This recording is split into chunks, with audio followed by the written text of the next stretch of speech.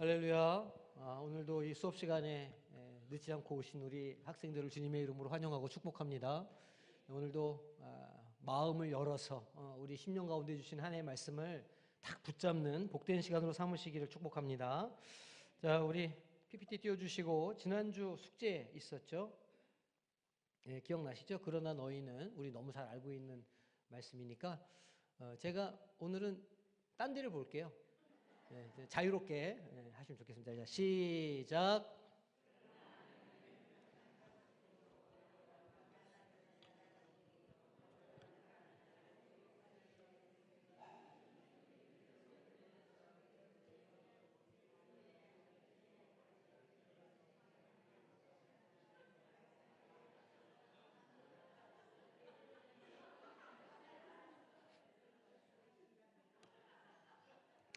잘하셨습니다. 괜히 민망하니까. 그래서 집에 있는 어떤 여인 한 분이 아까 열심히 외우셨거든요. 하루 종일 안 보시다가 닥치니까 막 이렇게 우리 그 본성이 서서 복종시켜야 하는 본성이 무섭습니다. 한번 보시고 오셨죠? 그러리라고 제가 믿습니다. 이거 뭐 내가 집에다가 CCTV를 달아놓을 수도 없고 그냥 뭐 그 믿음의 그냥 자유에 맡기는 건데 하나님께서 우리에게 의지를 주셨으니까 그렇게 잘 하셨으리라 믿습니다. 자, 오늘 7번째 강의입니다. 제사장의 위임식과 그 또 성결에 대해서 오늘 우리가 말씀을 나눠볼 건데, 자, 오늘 우리가 어떤 걸 나눠볼 거냐면 제사장 위임식을 도대체 어떻게 하는가 하는 거랑 그것이 가지고 있는 의미가 무엇인가, 그 제사장의 성결함과 또 그 성결해야 되는 의무나 책임은 무엇인가, 이걸 우리가 이야기를 해볼 것이고, 신약의 렌즈로 보는 이 내용은 또 어떤 의미가 있나, 이렇게 이제 우리가 좀 배워보도록 하겠습니다. 먼저 우리 위임식에 대해서 좀 이야기를 해야 되는데, 지난주에도 우리 제사장에 대해서 이야기를 했었어요. 제사장이 어떤 사람인가, 왜 제사장이 필요한가, 제사장이 어떤 자격이 필요한가를 우리가 지난주에 다뤘단 말이죠. 근데 오늘은 이제 그 제사장이 제사장으로 어떤 임명이 되고 그런 어떤 공식적인 확인을 해주는 그런 예식이 필요함을 말씀하고 있는데, 그걸 보고 위임식이라 이렇게 이제 이야기를 합니다. 그게 왜 중요한지를 우리가 좀 살펴보려고 해요.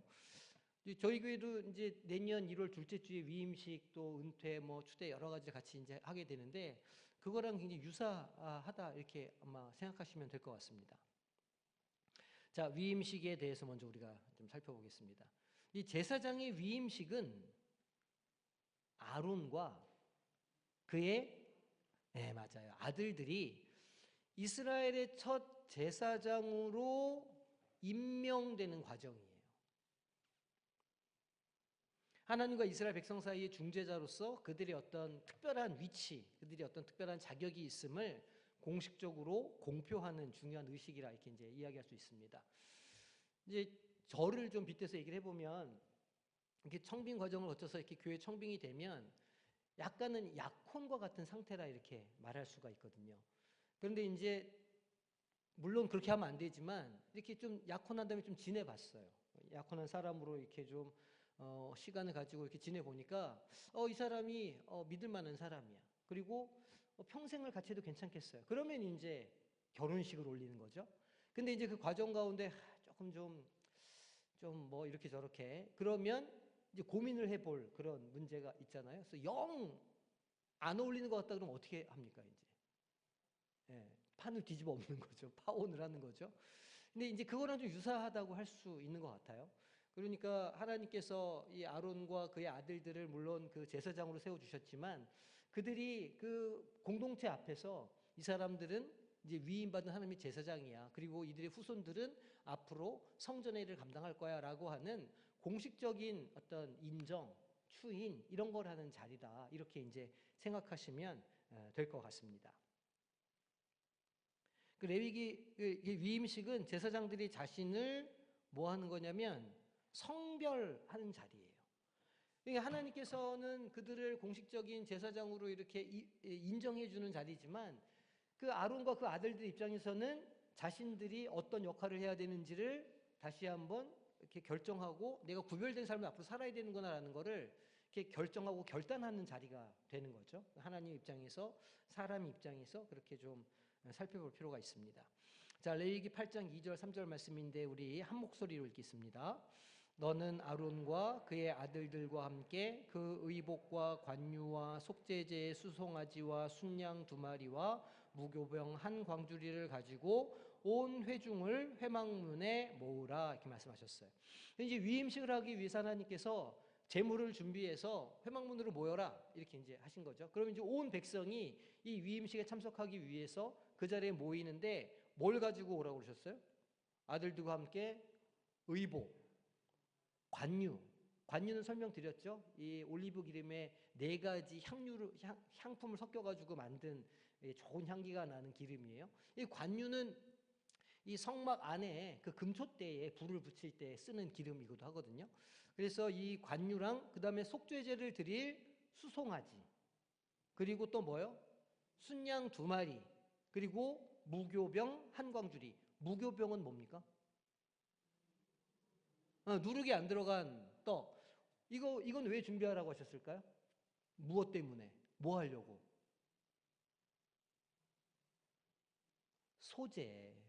소재에 말씀드릴 때 떡이나 전병을 쓰기도 한다, 그 얘기 했었어요. 기억나셔요? 안 나시는구나. 자, 무교병을 가지라고 하신 이유는 소재로 드리기 위해서예요. 그러면 수송아지는 뭐에 드리는 제물이었죠? 대표적으로?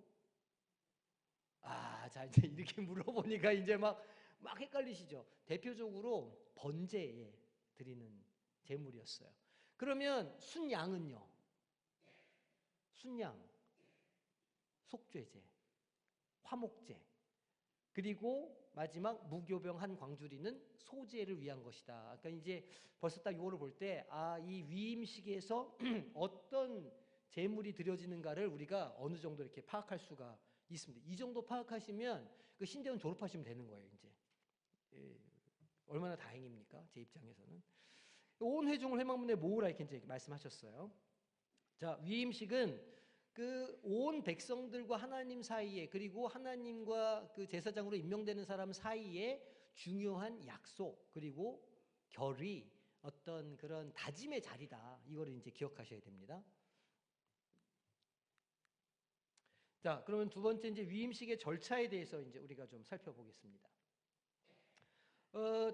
크게는 2가지. 한 가지는 정결 예식이 있고, 그 다음에는 봉헌의 순서가 있어요. 그러니까 이제 제사장을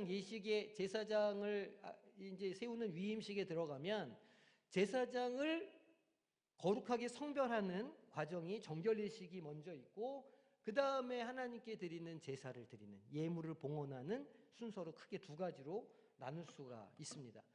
자, 그러면 뭘 하냐면 씻겨요, 제사장을. 그 다음에 뭐 하냐면 입혀요. 씻기고 입히고, 그 다음에 뭐 하냐면 기름을 부어서 발라요. 씻고 입히고 붓고 바르고. 약간 리듬감이 뭐랑 비슷하죠? 뜯고 씹고 맛보고, 약간 비슷한 느낌이 어감이 있어요. 자, 그러면 자세하게 좀 보겠습니다. 자, 먼저 뭐 한다고요? 씻기고. 씻기는 거예요. 씻긴다는 거는 스스로를 씻는다는 걸까요? 어떻게 한다는 걸까요? 씻긴다는 건 누가 씻겨준다는 이야기겠죠. 성경에 그렇게 나오지는 않지만 이제 아마 그런 맥락의 그런 뉘앙스가 좀 있어서 한번 살펴보도록 하겠습니다. 자, 제사장은 먼저 뭘로 씻어야 돼요? 물로 씻어야 돼요. 물로 씻음을 받아서, 그래서 자기의 몸이 어떻게 되냐면 정결하게 돼요. 근데 속으로는 이렇게 구리구리한 생각을 하고 있으면 안 되겠죠. 그러니까 이제 물로 씻는다는 건, 몸을 물로 씻는다는 건 상징적인 행동이에요. 그 사람의 마음까지도 생각까지도 씻는다, 이런 의미가 있어요. 우리도 물로 씻었을까요? 교인들이, 이 성광교회 다니신 분들이 물로 씻었을까요? 그렇죠. 세례를 받았잖아요. 세례를 받는 거랑 굉장히 유사한 것이라 이렇게 생각하시면 됩니다. 그래서 외적인 내적인 정결함을 요구하는 것이라 이렇게 생각하시면 돼요. 자, 레위기 8장 6절 보기 전에, 물로 씻는 행위는 정결의 상징이다. 제사장이 하나님께 드려지기 전에 반드시 이 씻는 행위를 해야 된다는 거예요.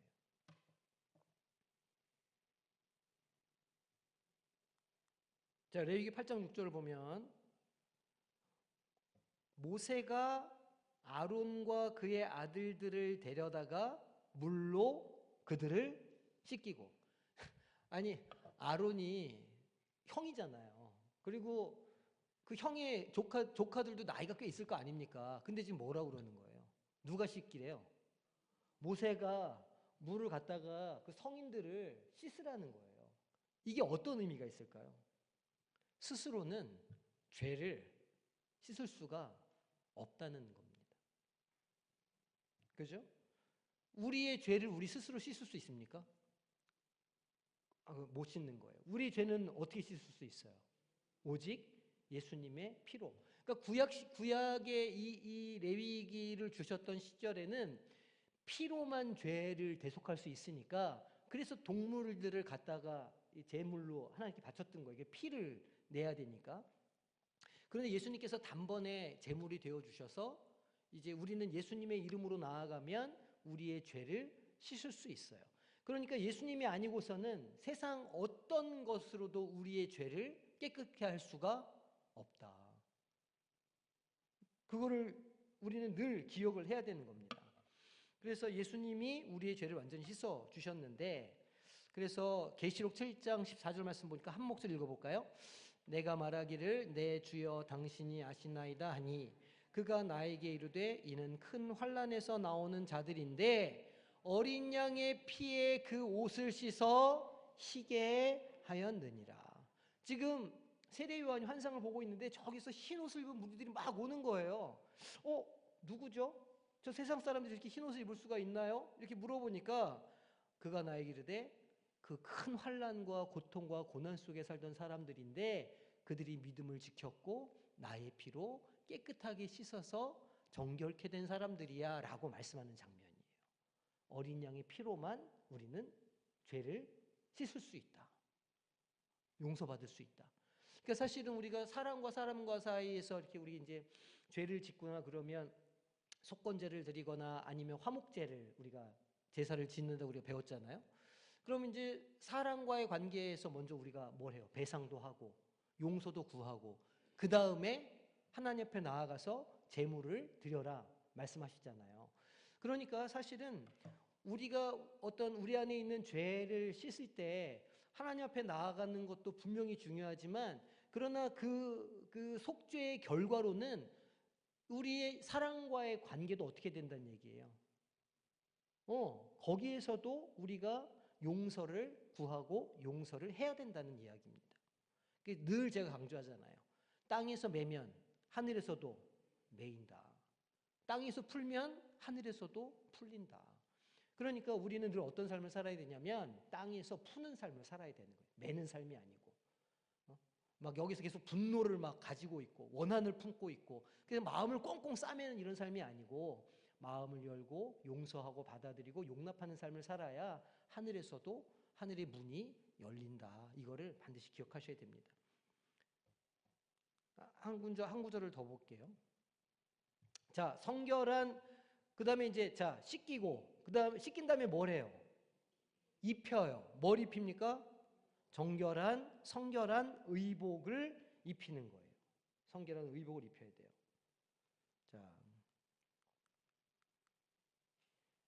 레위기 8장 13절 보니까 모세가 또 아론의 아들들을 데려다가 그들에게 속옷을 입히고 띠를 띄우며 관을 씌웠으니 여호와께서 모세에게 명령하신 것과 같더라. 지금 누구를 데려다가요? 아론이 아니고 아론의 아들들을 데려다가 아들들도 제사장으로 지금 위임하시는 거잖아요. 그럼 아론은 왜 여기서 뺐을까요? 아론은 그냥 제사장이 아니에요. 아론은 무슨 제사장이에요?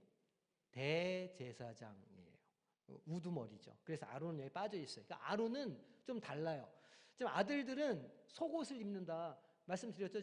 지난주에 그 나라 사람들은 속옷을 입는 문화가 아니기 때문에 그 속옷을 입는데 성경을 잘 읽어보면 그게 고쟁이처럼 생겼어요. 이렇게 대충 무릎 위까지 이렇게 펑퍼짐하게 속에 고쟁이처럼 입는 그런 속옷을 입혀라라는 거예요. 그리고 띠를 띄우고 머리에 관을 씌웠다. 이렇게 제사장 의복을 얘기했어요. 자, 그런데 대제사장은 위임식에서 특별히 제작된 성결한 의복을 입어요. 여기서 말하는 제사장은 대제사장이에요. 그게 무엇이냐 하면 의복에는 뭐를 막 장신구 같은 걸 달아요. 첫 번째가 뭐냐? 에봇. 둘째, 흉패. 흉패, 가슴에 이렇게 하는 흉패. 세 번째, 머리띠. 마지막, 금패. 누구만? 아론만, 대제사장만. 그래서 이 대제사장의 신성한 직분과 하나님께 드려지는 특별한 위치를 이 의복에서 볼 수가 있다는 것이죠. 자, 레위기 8장 7절에서 9절까지 말씀인데, 자, 제가 읽어보겠습니다. 아론에게도 속옷을 입혀요. 속옷을 입히며 띠를 띄우고 겉옷을 입히며 추가가 됐죠. 에봇을 걸쳐 입히고 에봇에 장식띠를 띄워서 에봇을 몸에 메고. 그러니까 속옷을 입은 다음에 그 위에 겉옷이 있잖아요. 겉옷 위에 에봇이라고 마치 앞치마처럼 생긴 걸 입는 거예요. 그리고 나서 그 위에다가 흉패를 얹어요. 흉패에는 뭐가 있냐면 우림과 둠밈이 있어요. 근데 우림과 둠밈은 뭐냐면 점칠 때 쓰는, 하나님의 뜻을 구할 때 묻는, 아마도 우리 그 유처럼 생긴 게 아니었을까 그렇게 보통 상상하거든요. 그래서 하나님 뜻이 안 만날 때 우림과 둠밈을 던져가지고 아, 이게 하나님의 뜻입니다 아닙니다를 분별을 했던 것 같아요. 그래서 우림과 둠밈을 거기다 놓고 그의 머리에 관을 씌우고 그 관 위 전면에 금패를 붙였어요. 관을 씌우고 금패를 붙인 거예요, 여기다가. 근데 금패에다가 곧 거룩한 거 아니라 요 금패에 뭐라고 써요? 뭐라고 쓸까요? 금패. 여호와께 성결이라고 이제 써요. 나중에 이제 또 얘기를 할게요. 그래서 상상이 안 돼가지고 그림을 하나 제가 붙여놨습니다. 딱 보시면 자, 제일 위에 관을 썼죠? 관에 금패가 붙어 있지 않습니까? 거기에 여호와께 성결이라고 이렇게 써 있는 거예요. 그리고 이제 겉에 이렇게 있는 게, 가슴에 있는 게 흉패예요. 흉패에 우림과 둠밈이 이렇게 끼워져 있어요. 이 그림 많이 보셨죠? 우림과 둠밈이 이렇게 끼워져 있고, 그 다음에 그 흉패가 붙어 있는 앞치마 같은 이게 이제 말하자면 에봇. 저건 거죠. 흉패가 붙어 있는 옷이고, 그 다음에 허리에 띠가 있고, 그 앞치마 같은 옷이 에봇이고, 파란 옷이 겉옷이고, 속에 이제 속바지, 속 고쟁이 같은 옷을 그렇게 이제 치마처럼 입은 거예요. 근데 보시면 그 에봇 받침에, 그러니까 겉옷에 뭐가 달려 있어요. 성류와 금방울을 달아놨어요. 방울을 달아놨으니까 움직일 때마다 어떻게 될까요? 소리가 짤랑짤랑 나요. 그러면 이제 신년 정월 초하루가 되면, 그러니까 거기 달력으로는 7월이니까 우리 달력으로 하면 10월 정도 되거든요. 그러니까 7월 첫날, 그날이 대속죄일이고 나팔절인데, 그때 이 대제사장도 1년에 한 번 지성소에 들어가는 거예요. 성소까지만 맨날 들어갔는데 지성소 안에는 1년에 한 번 들어가는 거예요. 지성소 안에 뭐가 있어요? 언약궤가 있잖아요. 언약궤가. 그런데 그 언약궤에다가 이렇게 피를 뿌리고 이런단 말이에요. 근데 제사장이 스스로가 성결치 못했어. 제사장이 자기가 죄가 있어요. 그러면 하나님 앞에 나아가면 그 제사장이 어떻게 될까요? 그렇죠. 그러면 제사장이 성막 안에 들어가서 왔다 갔다 하면 계속 짤랑짤랑 소리 든다고 그렇게 해야 되는데 갑자기 소리가 안 들려요. 그럼 어떻게 된 거예요? 그렇죠. 그럼 이제 발목에 끈을 메고 들어가가지고 그걸 끌어내는 겁니다. 엄청 무섭죠. 하나님의 율법이. 굉장히 무서워요. 왜냐하면 이제 우리가 10장 가보면, 레위기 10장 가보면 그 아들 둘이 하나님으로부터 온 불이 아니라 다른 불로 분향하다가 어떻게 됩니까? 그 자리에서. 네. 하나님의 율법은요, 무섭습니다. 하나님은 소멸하시는 분이에요. 우리가 막 하나님을 아버지라고 부르고 막 아빠라고 부르고 막 이러니까 막 친근하신 분이시죠. 그러나 동시에 무서우신 분이시다. 죄에 대해서는 용서가 없는 분이시다. 말씀을 어기는 것에 대해서는 칼같이 날카로우신 분이다라는 걸 우리는 동시에 알고 있어야 돼요. 그런 무서운 아버지를 세상에 이렇게 좋은 아버지로 바꾸어 놓은 건 뭘까요? 예수 그리스도의 십자가 보혈. 네. 우리가 그것 때문에 하나님을 가까이 경험하고 친숙한 분으로 여기는 것이지, 하나님은 그 성품, 그 본성 자체가 죄를 용납하실 수가 없는 분이십니다. 그러니까 약간의 죄, 약간의 회개를 덜한 것이 있으면 그 자리에서 죽는다는 거예요. 이런 옷을 입고 제사장이 아주 신성한 어떤 역할을 맡고 있는 사람이라는 걸 보여주고 있는 겁니다. 자, 로마서 14장 14절. 오직 주 예수 그리스도로 옷 입고 정욕을 위하여 육신의 일을 도모하지 말라. 제사장은 그 거룩하고 성별되기 위해서 그 복잡한 옷을 입었는데, 신약시대 성도들은 어떤 옷을 입어야 될까요? 오직 주 예수 그리스도로 옷을 입으라는 거예요. 막 율법에 매여가지고 그럴 필요가 없는 거죠. 우리를 자유케 하신 예수님의 옷을 입을 때, 예수님의 옷을 입을 때 우리는 주님 앞에서 거룩한 사람으로 살아갈 수 있다. 이게 이제 상징적인 표현인데 뭐 다르게 표현할 수도 있어요. 그리스도의 보혈을 바른다, 이렇게 표현할 수도 있고, 예수님의 성품을 닮아간다, 이렇게 표현할 수도 있고, 여러 가지로 표현할 수 있을 거예요. 상징적인 표현이니까. 계시록 19장 8절에는 어떻게 말씀하고 있냐면, 그에게 빛나고 깨끗한 세마포 옷을 입도록 허락하셨으니. 여기서 세마포, 이 계시록에서 말하는 이 구절은 구약 시대의 제사법과 관련한 말씀이에요. 세마포를 입었다는 건 그가 성소에서 거룩한 사람으로 구별된 사람이다, 하나님 앞에서 거룩하게 구별된 사람이다라고 표현할 때 세마포 옷을 입었다, 이렇게 이제 표현하는 거예요. 우리가 지금 레위기에서 배운 것처럼 세마포 옷을 입도록 허락하셨으니, 그러면 신약 시대의 성도들은 세마포 옷을 뭐라고 여겼느냐? 성도들의 옳은 행실이다. 와, 우리는 은혜로만 구원받는 줄 알았는데 지금은 계시록에서 뭐라고 그랬어요? 옳은 행실이다, 이렇게 말하고 있어요. 그러니까 예수로 옷 입고 예수로 보혈을 씻은 사람의 삶은 어떻게 해야 된다는 이야기예요. 변해야 된다는 이야기예요. 그 은혜를 경험한 사람이라면, 그 은혜를 진정으로 맛본 사람이라면 그 은혜를 따라 살아야 된다는 거죠. 막 교회에서는 너무 신실하고 교회에서는 열심히 일하는 일꾼인데 어떻게 이렇게 세상의 직장 가운데 나아가면 막 이렇게 흉을 자꾸 무시를 당하고 이러면 안 된다는 거죠. 잘 생각해 보면 그럴 수가 없어요. 그리스도로 옷 입고 그 은혜를 온전히 경험한 사람이 어떻게 세상에 나가서 비도덕적인 삶을 살겠으며, 어떻게 다른 사람들을 말하자면 해코지 하는 삶을 살겠으며, 자기 이익만을 취하는 삶을 살아갈 수 있겠어요? 그거는 논리적으로 말이 안 되는 거잖아요. 당연히 그리스도로 옷 입은 사람들은 깨끗한 세마포 옷을 입는 사람이 되어야 한다. 세마포 옷은 성도들의 옳은 행실이다. 이거를 딱 기억하시면 됩니다. 자, 그 다음에 씻기고 입히고 그 다음에 뭐해요? 부어 바른다. 뭘 바를까요? 기름을, 관유를 붓는다는 거예요. 모세는 관유를 제사장의 머리에 부어서 그들을 거룩하게 한다는 거예요.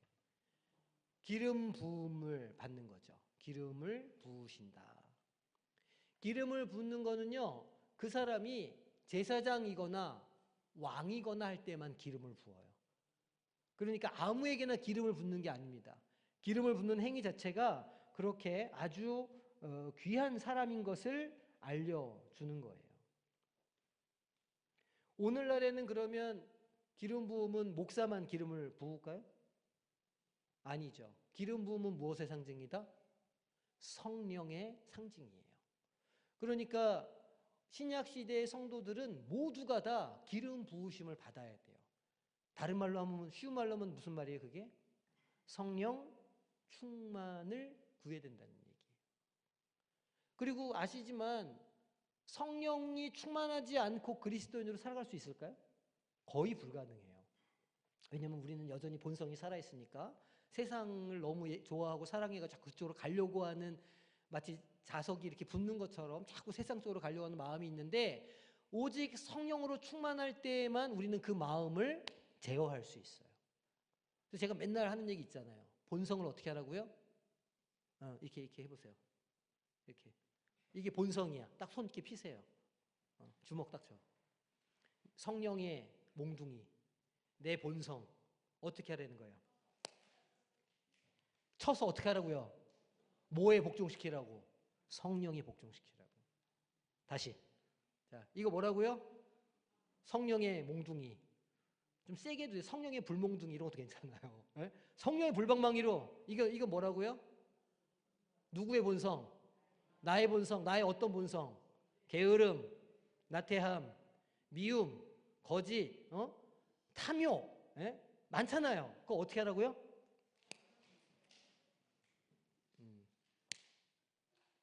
쳐서 복종시키라고. 할렐루야. 예. 앞으로 내가 이렇게 하면 딱 아시는 거예요, 이제. 이렇게. 이렇게. 그게 성령의 기름 부으심이다. 제사장들에게 이 레위기, 이 구약 시대에는 오직 제사장들만, 왕들만 그 기름 부음을 받았지만, 신약 시대에는 성령께서 우리 모든 믿는 자들에게 성령을 값없이 부어주신다. 찾고 구하는 이들에게 부어주시고 가득 채워주시고 차고 넘치게 해주신다. 이 말씀을 딱 붙잡고 기도할 때마다 성령님 내 안에 임재하여 주시고 나를 가득 채워주시옵소서. 이렇게 하셔야 우리가 비로소 예수 믿는 사람으로 살아갈 수 있게 된다는 겁니다. 레위기 8장 10절 12절 모세가 관유를 가져다가 성막과 그 안에 있는 모든 것에 발라 거룩하게 하고, 그 관유를요 제사장 머리에만 바르는 게 아니에요. 제단에 몇 번 뿌려요? 7번 뿌리고. 그때 뭐도 7번 뿌렸죠?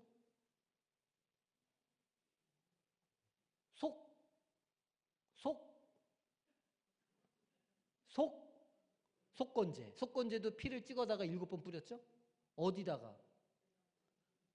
아니지, 성막에다가. 성막 그 성소 천에다가. 자, 1과 3과 다시 띄워. 그래. 또 제단에 7번 뿌리고, 또 그 제단과 그 모든 기구와 물두멍과 그 받침에 발라 거룩하게 하고. 지금 뭐 하는 거예요? 그 관유로 그 모든 성막에 있는 기구들을 성별하는 중이에요. 거룩하게 만드는 중이에요. 또 관유를 아론의 머리에 붓고 그에게 발라 그를 거룩하게 하고. 어떻게 거룩하게 됐어요? 관유를 바를 때 거룩하게 됐구나. 우리도 언제 거룩하게 된다고요? 성령 충만하게 될 때 비로소 우리는 세상과 다른 구별된 삶을 살 수 있다는 거예요.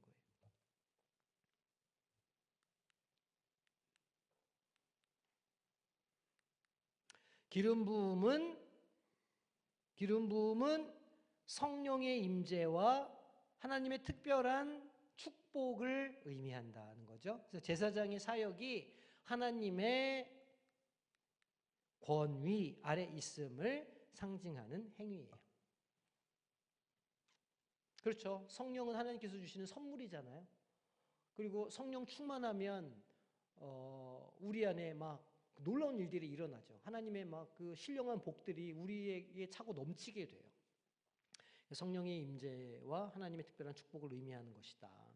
그 제사장의 사역은 구별되는 하나님의 어떤 사람으로서 권위가 세워진다, 이렇게 보시면 됩니다.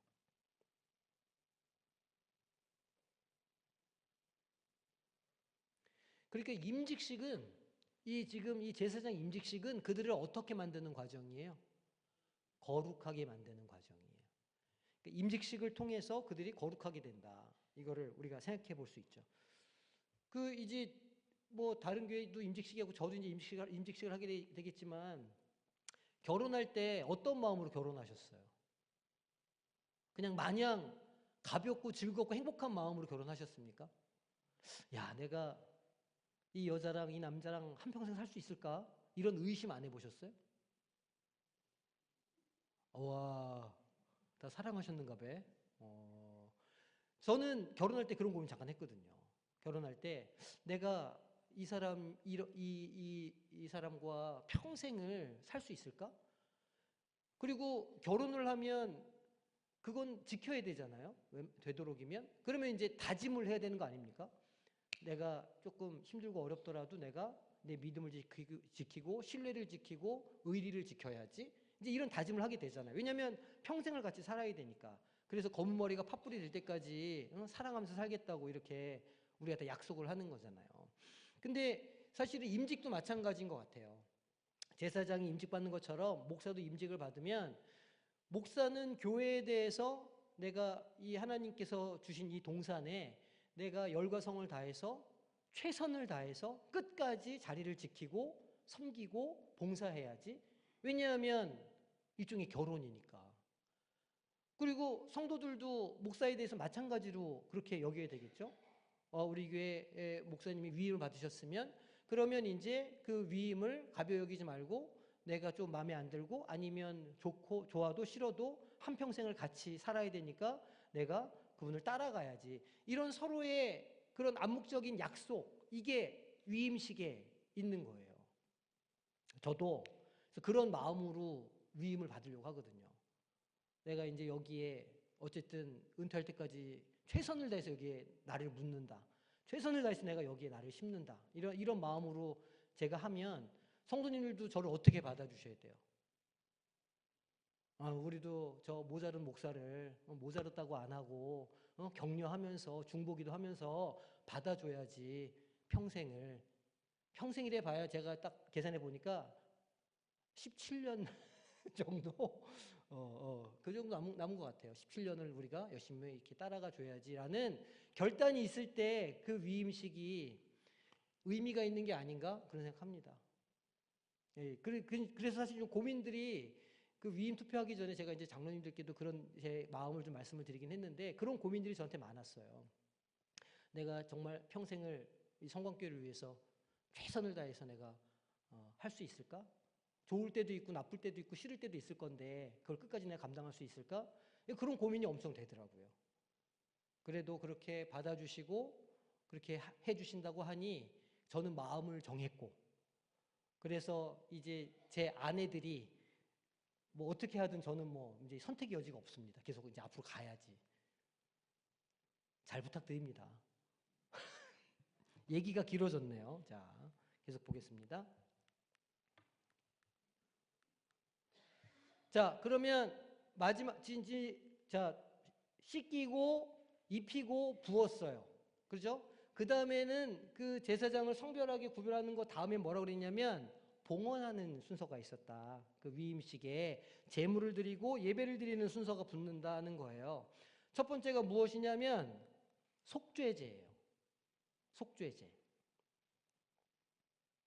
죄를 씻는 거죠. 제사장이 죄가 있으면 안 되잖아요. 제사장이 하나님 앞에 나가서 이 다른 어떤 그 죄사함을 베풀어야 되는 하나님으로부터 위임받은 권한을 가지고 죄사함을 베풀어야 되는 사람인데 본인이 죄가 있어요. 그러면 안 되죠. 그러니까 이 위임식을 통해서 속죄제를 통해서 먼저 죄사함을 받고 그 다음에 늘 상번제를 통해 가지고 자신의 죄를 늘 하나님 앞에 고백하게 되어 있어요. 제사장들은. 제사장은 자신과 백성의 죄를 속하기 위해서 속죄제를 드렸다는 거예요. 그 위임식에. 이게 첫 번째 제사예요. 그러니까 지금까지는 하나님께서 율법으로 지금 제사는 이렇게 드려야 돼 말씀하셨는데 실제 제사는 이때 처음 드려졌어요. 실제 잡아다가 각을 떠가지고 하는 건 이때가 제일 처음 드려진 예배다. 그 예배가 위임식이었다. 이것도 되게 상징적이죠. 이것은 제사장이 하나님 앞에 서기 전에 죄사함을 받아야 한다는 것을 말하는 것이죠. 근데 여기에 또 참 재밌는 게 있어요. 자, 레위기 8장 14절을 보니까 이렇게 얘기해요. 모세가 또 속죄제의 수송아지를 끌고 오니 아론과 그의 아들들이 그 속죄제의 수송아지 머리에 안수하며. 그 수송아지를 누가 끌고 왔다고 그래요? 모세가 소나 양을 가축을 키웠을까요? 안 키웠어요. 모세도 일종의 제사장의 역할을 감당한 사람 아닙니까? 그러니까 이거는 모세의 소가 아니에요. 아까 순양이 있었고 또 뭐 있었어요? 숫송아지 있었고 순양 2마리 있었잖아요. 그럼 순양 2마리는 누구 걸까요? 누가 가지고 온 거예요? 백성들이 가지고 온 거예요.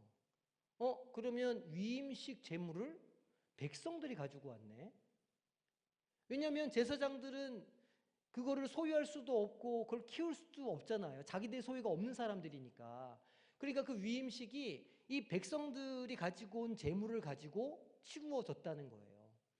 이것은 하나님께서 이제 후대 레위인들에 대한 규정을 말씀하시지만 그 하나님께서 기름 부어서 세우신 사람들이 어떻게 살아야 하는지를 잘 보여주는 거라고 생각해요. 그러니까 이렇게 제사장으로 세워진 사람들은 막 소유욕이 막 있어가지고 소유욕, 권력욕 막 이런 거 있어가지고 막 무엇인가를 더 가지려고 하고 막 채우려고 하고 그거는 그 사람들의 기본적인 삶의 태도가 아니라는 겁니다. 반대로 그러면 그 백성들은 그 제사장이 무엇을 책임져 줘야 되는 거예요? 생계를 책임져 줘야 된다는 거예요. 이게 첫 번째 제사에부터 이런 방식을 하나님께서 택하셨다는 거죠. 저희 집에서 이제 이렇게 11조도 하고 감사원금도 하잖아요. 근데 사실은 그거는 어디로부터 말미암은 거예요? 우리 성도님들의 헌금으로 말미암은 거잖아요. 제가 받는 사례비에서 나가는 거니까, 제가 하는 거니까 똑같죠. 제사를 드리기 위해서 백성들이 가지고 왔고 제사장들은 그것을 가지고 하나님 앞에 또 예배드리면서 나아갔다는 거예요. 이게 하나님께서 구약시대의 규정으로 만들어 주셨다는 거죠. 오늘날 이렇게 생각해 보면 목사라고 하는 사람들의 삶이 어때야 되나를 좀 이렇게 우리가 생각해 볼 수 있고 뭐 목사뿐만이 아니라 만인 제사장인 이 시대에 우리의 삶도 어때야 되는가를 우리가 한번 이렇게 생각해 볼 수 있는 대목이라고 할 수 있습니다. 자, 2번째 제사는 뭐예요? 그러면 뭘 드려라? 번제를 드려라.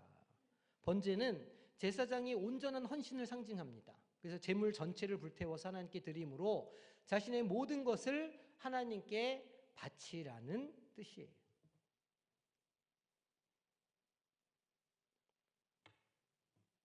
그리고 이제 3번째가 뭐냐면 쓰여 있는 것처럼 위임식 제사인데 그 위임식 제사가 무엇이었냐면 화목제였어요. 화목제.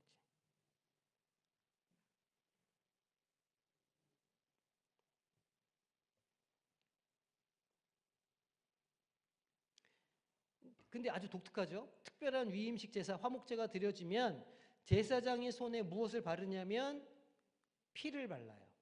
그래서 그들의 사역을 거룩하게 하는데 어디에 그 피를 바르느냐? 오른쪽 귀, 그리고 손가락, 그리고 발가락. 그러니까 지금 그 피를 그냥 화목제 백성들이 드릴 때에는 이런 절차가 없는데 제사장의 경우에는 그 피를 발라가지고 화목제물에 피를 발라서 제사장의 귀에 바르고 뭐 하라는 거예요? 귀를 듣는 것을 조심히 하나님의 말씀만 잘 들어라는 뜻이에요. 그리고 손에 바르는 건 왜 손가락에 바를까요? 손으로 하는 모든 일이 하나님이 하시는 일처럼 하게 해라는 거예요. 발에도 발라요. 그건 무슨 뜻이에요? 하나님이 말씀하시는 곳에 가라는 거예요. 우리도 성령 충만하면 어떻게 돼요? 하나님이 기뻐하시는 일을 하게 돼 있거든요. 그것을 이렇게 상징적으로 보여주는 거라 할 수 있어요.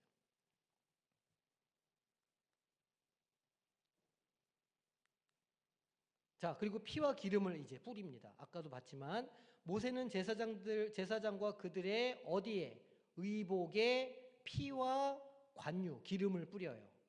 그게 뭘 하는 거라고요? 그것을 다 거룩하게 하는 것이다. 그러면 이제 그런 생각이 들죠. 거룩하게 된다는 것은 우리가 보통 거룩하게 하소서 성령이여 뭐 거룩하게 살겠습니다. 구별된 삶을 살겠습니다. 이렇게 다짐할 때 그거는 곧 어떤 이야기냐면 그리스도의 피로 씻는다는 것이고 둘째는 성령 충만해야 된다는 거예요. 우리의 구별됨은 그리스도의 보혈과 성령으로만 가능해요. 피는 속죄의 상징이고 죄 씻음의 상징이고 기름은 성령의 임재를 상징한다는 거죠. 이것을 통해서 제사장은 하나님 앞에서 온전히 성결하게 된다는 거예요. 제사장만 그럴까요? 오늘 사는 우리도 마찬가지죠. 내가 거룩한 존재가 되려면, 거룩한 피조물이 되려면 예수 그리스도의 보혈로 날마다 씻고 날마다 성령 충만을 구해서 그 성령이 우리를 주장하실 때 비로소 우리는 어떻게 된다? 거룩하게 된다. 세상과 구별된다. 그리스도의 향기를 풍길 수 있게 된다는 거예요. 우리 안에 말만이 아닌 실제 능력이 생기게 된다는 거예요. 날마다 성령 충만을 구하시기를 소망합니다. 또 재미있는 장면이 한 군데 있어요. 자, 31절 뭐라고 써있냐면 모세가 아론과 그의 아들들에게 이르되 내가 이미 명령하시기를 아론과 그의 아들들은 먹으라 하셨은즉. 자, 번제는 다 태우지만 화목제물은 태울 것만 태우고 나머지는 다 누구 몫이에요? 제사장 몫이잖아요. 그거를 제사장들 보고 먹으라는 거예요. 먹으라 하셨은즉 너희는 회막문에서 그 고기를 어떻게 해요? 삶아 먹으래요. 지금까지는 어떻게 먹는 줄 알았죠, 우리가? 다 불에다 구워서 먹는 줄 알았는데, 아니 그 소는 딱 불에 미디움으로 구워가지고 먹을 때 제일 맛있는데, 예? 갑자기 하나님께서 삶아 먹으라고, 어떻게 해야 되지? 이제 그런 고민이 되지 않으십니까? 고기를 삶아 위임식 광주리 안에 떡과 아울러 그곳에서 먹고. 제가 고민 많이 했습니다. 그 앞으로 삶은 고기만 먹어야 되나? 그거 아닌 것 같은데 수육만 먹어야 되나? 제가 어떤 구절을 발견했는지 아십니까? 요한복음 21장 9절. 육지에 올라보니 숯불이 있는데 그 위에 생선이 놓였고. 이 숯불 누가 피셨을까요? 예수님이 피셨더라. 그 제자들 힘들게 낚시질하고 온 사람들 위로해 주려고 예수님께서 뭘 피워가지고요? 숯불을 피워가지고 뭘 구우셨어요? 물고기를 숯불에 구워서 먹이시고 드셨더라. 우리도 숯불에 구운 고기를 먹어도 된다. 얼마나 감사한 일입니까? 제가 숯불로 검색해 봤거든요. 할렐루야. 자, 농담인 거 아시죠? 또 막 되게 진지하게 생각해가지고 어쨌든 제사장은 삶아 먹는다. 그거는 구별하라는 거예요. 백성들은 구워 먹고 그렇게 먹어도 너희들은 삶아 먹어. 왜냐하면 제사장은 또 백성들과 구별돼야 되니까. 그런 의미가 담겨 있어요. 그리고 며칠간 7일 동안 성막에서 나가지 말고 성결을 유지하라는 거예요.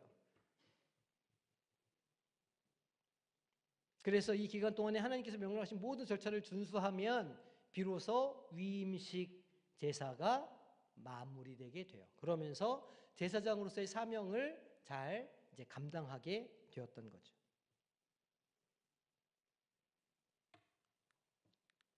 이것은 제사장이 그의 성결을 유지하고 하나님과의 언약을 굳게 지키기 위함이다. 7일 동안 계속 복습했겠죠. 하나님이 하라고 하신 거 되새기고 마음에 새기고 그렇게 살기로 결단하고 매일 했을 거예요. 7이라고 하는 숫자는 완전수입니다. 그래서 그냥 딱 일주일을 의미하는 게 아니라 그들이 하나님의 율법을 충분히 완전하게 이해했다는 의미로 이렇게 말씀하시는 거예요. 여리고성은 몇 바퀴 돌았죠? 7번 돌았잖아요. 그것도 뭐 실제로 7번 돌았다고 생각할 수 있지만 그보다 더 중요한 건 그 백성이 하나님의 말씀에 어떻게 순종했다? 온전히 순종했다는 의미가 그 7이라는 숫자에 담겨 있는 거거든요. 사실은 그 의미가 더 중요해요. 자, 8장 33절에서 35절 말씀 보니까 너희는 7일 동안 회막문에서 떠나지 말라. 위임식을 이루는 날이 끝나야 하느니라. 그동안 너희를 위하여 속죄할 것이요 너희가 죽지 않으려면 여호와께서 명령하신 대로 지켜라 했어요. 그래서 명령대로 안 한 사람들은 어떻게 됐어요? 죽었어요. 자, 그럼 제사장과 성결의 책임에 대해서 우리가 보겠습니다. 제사장은요, 그 성결을, 거룩함을 늘 유지해야 돼요. 제사장은. 하나님과 이스라엘 백성 사이에 무슨 역할을 하는 사람들이에요? 중재자 역할을 하는 사람들이잖아요. 그래서 이 제사장의 성결, 순결, 오름은 곧 백성 전체의 성결을 의미하기 때문에 제사장이 죄를 짓고 회개를 안 했다? 그러면 그거는 가차없이 하나님께서 목숨을 거두어 가신다는 거예요.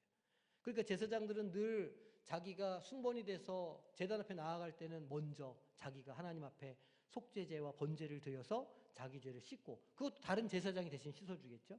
그렇게 해서 자기를 깨끗하게 한 이후에 백성의 죄를 씻을 수 있었다는 거예요. 제사장의 부정함은 백성 전체에 영향을 미치고 하나님의 진노를 불러올 수 있기 때문이다는 거예요.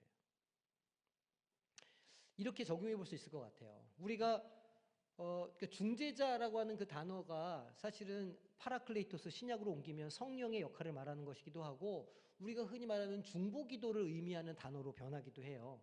그러니까 우리가 이제 교회 안에서 능히 우리가 내가 기도해 줄게 이렇게 할 때에도 조심스러운 게 우리 안에 뭐가 없어야, 우리 안에 죄의 문제가 해결돼야 사실은 중보기도도 능력을 갖게 된다는 거예요. 이런 관점에서 보면.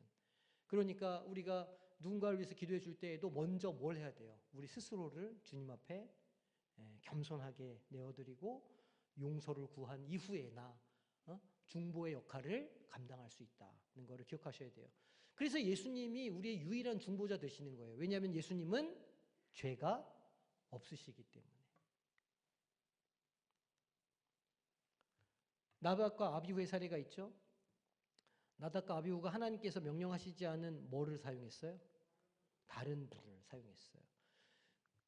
그 불이 원래 어디서 온 거라고요? 첫 제단을 태웠던 불이 어디서 왔다고? 하나님께로부터 온 불이에요. 그 불이. 그 불을 꺼트리지 않고 계속 지켜야 하는 게 제사장의 사명이었는데, 저희 나답과 아비후가 그 불을 꺼뜨렸는지 뭘 했는지 다른 데에 있는 불을 가져다가 분향을 하니까 하나님께서 그 둘의 생명을 가져가셨어요. 그래서 제사장의 성결을 유지하는 것과 정확한 제사를 잘 지키는 게 얼마나 중요한 거를 선명하게 보여주는 예라는 거죠. 자, 레위기 10장 1절 2절 말씀 보니까 아론의 아들 나답과 아비후가 각기 향로를 가져다가 여호와께서 명령하시지 아니한 다른 불을 담아 여호와 앞에 분향하였더니 그 불이 여호와 앞에서 나와 그들을 삼킴에 그들이 여호와 앞에서 죽은지라. 자, 그러면 신약의 렌즈로 우리가 한번 보겠습니다. 예수 그리스도 우리의 완전한 대제사장이신 예수님께서, 예수님은 구약의 무엇을? 제사장직을 완전히 성취하신 분이에요. 대제사장이 하는 일이 죄를 사해 주는 일인데, 예수님은 자기 피로 우리의 죄를 단번에 다 씻어 주셨어요. 그러니까 그 불완전한 인간이 하던 그 대제사장직을 예수님께서는 완성하신 분이시죠. 그는 자신의 피로 단번에 성소에 들어가 우리를 위한 영원한 뭐를 이루셨을까요? 영원한 뭐를 이루셨을까요? 속죄를 이루셨어요. 그러니까 우리가 우리 안에 죄의 문제가 생길 때마다 어떻게 하면 돼요? 하나님 앞으로, 주님 앞으로 갖고 가면 돼요. 은혜의 보좌 앞으로 담대히 나아가면 돼요. 그러면 주님께서 용서하시지 못할 죄는 없다. 그런데 주의할 것은 하나님 앞에 용서를 하기 전에 우리가 잘못한 사람들과의 관계도 먼저 풀어야 된다. 꼭 기억하셔야 돼요. 예수님은 구약의 제사장들이 지켰던 모든 율법과 절차를 완전하게 성취하신 분이라는 거예요. 히브리서 9장 11절 12절 그리스도께서 장래 좋은 일에 대제사장으로 오사 손으로 짓지 아니한 것 곧 이 창조에 속하지 아니한 더 크고 온전한 장막으로 말미암아 염소와 송아지의 피로 하지 아니하고 오직 자기 피로 영원한 속죄를 이루사 단번에 성소에 들어가셨느니라. 손으로 지은 성소는 뭐라는 거예요 지금? 모세의 장막이라는 거예요 그게. 그러니까 옛날 대제사장들, 인간 대제사장들은 모세가 손으로 지은 장막에 들어가기 위해서 동물의 피가 필요했는데, 예수님은 영원한 장막, 하나님의 나라, 천국에 단번에 들어가실 수 있게 되었고 우리의 그 죄를 씻어주셔서 성소에 먼저 들어가셨다는 거예요. 그 천국에 우리도 예수님을 믿고 성령 충만하여서 그 성소에 들어갈 수 있다는 말이에요.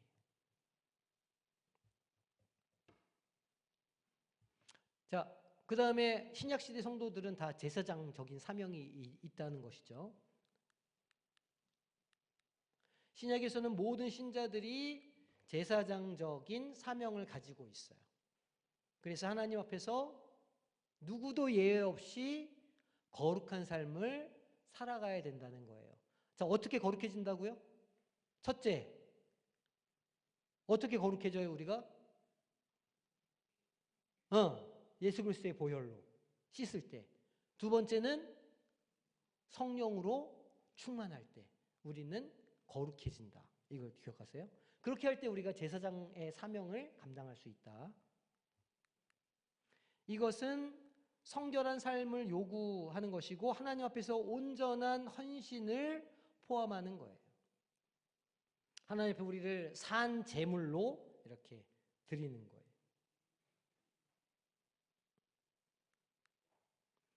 자, 베드로전서 2장 5절 말씀이죠. 너희도 산돌같이 신령한 집으로 세워지고, 산돌은 누구를 말하는 거냐면 예수 그리스도를 말하는 거거든요. 산돌, 예수님을 말하는 거예요. 너희도 예수님처럼 신령한 집으로 세워져라. 눈에 보이고 이렇게 장막집이 아니고 눈에 보이지 않지만 하나님 임하는 하나님의 나라로 세워지라는 거예요. 그게 신약 시대에는 뭐예요? 교회예요. 이 건물 말고 이 사람들의 모임, 우리 안에 우리가 믿음을 가지고 서로를 사랑하면서 이렇게 교회 공동체로 모여 있으면 그곳이 성전이 되고 그곳에 누가 임한다고요? 하나님의 임재가, 성령이 그 가운데 임한다는 거예요. 그렇게 하라는 거예요. 예수 그리스도로 말미암아 하나님이 기쁘게 받으실 신령한 제사를 드릴. 하나님은 어떤 제사를 기뻐하지 아니하신다고요?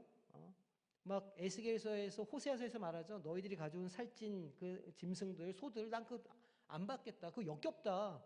마음은 안 주고 재물만 바치는 너희들을 나는 혐오한다. 이렇게 말씀하시거든요. 신령한 제사를 드리라는 거예요. 양 가지고 오지 말고 무슨 뭐 나에겐 이런 거 말고 뭘 달라고 하시는 거예요? 우리 마음의 중심을 달라고 하시는 거예요. 나를 사랑해줘 말씀하시는 거예요. 사랑이 없는 고백을 하지 말고 진짜 사랑이 담긴 고백을 나한테 해줘라고 말씀하시는 거예요. 그렇게 하는 사람이 누구라고요? 거룩한 제사장이라. 우리 모두 다 말씀하시는 거죠. 자, 그러면 한 걸음 더 나아가서 현대적인 믿음을 탐구해 보겠습니다. 성결한 삶을 살아가라는 거예요. 제사장의 성결 유지와 하나님에 대한 헌신은 오늘날 우리에게도 동일하게 적용되죠. 그래서 신자들은 성결한 삶을 살아야 하고 이것은 도덕적인 순결. 그죠? 도덕적으로 순결해야죠. 세상에서 살아갈 때. 영적으로 하나님 앞에 우리를 드려야 돼요. 영적인 헌신이 있어야 되고 그리고 하나님의 말씀에 순종하는 것을 말해요.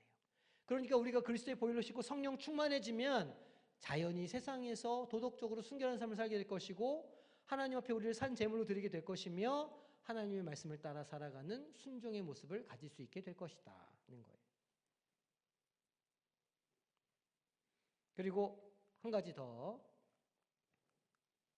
중보 기도와 교회 내 사역에 대한 어떤 의미를 좀 우리한테 주는 거예요. 제사장이 백성들을 위해서 뭐예요? 중보하며 하나님께 나아갔던 것처럼 오늘 우리들도 다른 사람들을 위해서 뭐 하라는 거예요? 중보 기도하라는 거예요. 그리고 교회 안에서 다양한 사역에 열심히 참여하라는 거예요. 그런데 중보 기도할 때 어떻게 된다고요? 말씀드렸죠? 우리 안에 뭐가 없어야 된다고요? 죄가 없어야 된다. 그 순서를 잘 기억하셔야 돼요. 이것은 신자들이 제사장적인 사명을 실천하는 중요한 방법이 됩니다 하는 거예요. 자, 암송 구절 오늘 우리가 읽은 말씀이죠. 자, 한 목소리 읽겠습니다. 자, 시작. 너희도 산돌같이 신령한 집으로 세워지고 예수 그리스도로 말미암아 하나님이 기쁘게 받으실 신령한 제사를 드릴 거룩한 제사장이 될지니라. 아멘. 네, 그렇게 제사장이 되시기를 소망합니다. 자, 옆 사람들한테 좀 격려해 주세요.